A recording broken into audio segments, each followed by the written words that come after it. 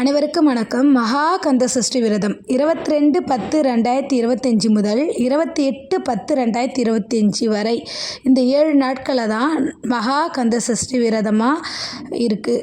விரதம் தொடங்குகிற முதல் நாள்லேருந்து கடைசி 7 நாள் வரைக்கும் நம்ம முருகனுக்கு கலசம் வைத்தோ இல்லை ஃபோட்டோ தான் இருக்குது அப்படின்னா வள்ளி தெய்வானையோடு சேர்ந்து இருக்கிற ஃபோட்டோ வச்சு நம்ம விரதத்தை ஸ்டார்ட் பண்ணுங்க.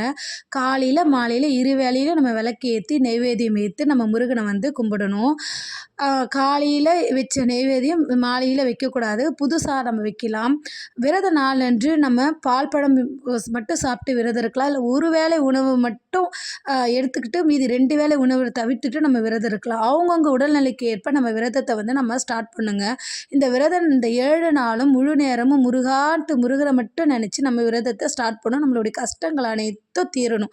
இந்த வருடம் விரதம் இருக்கிறோம் அனைவருக்கும் மனமார்ந்த அனைவரும் நல்லா இருக்கணுன்ட்டு நான் வேண்டிக்கிறேங்க. அவங்கவுங்களோட வேண்டுதல் நியாயப்படி இருந்தால் அது கடவுள் கண்டிப்பாக நிறைவேற்றி கொடுப்பாரு. அனைவருக்கும் நன்றி.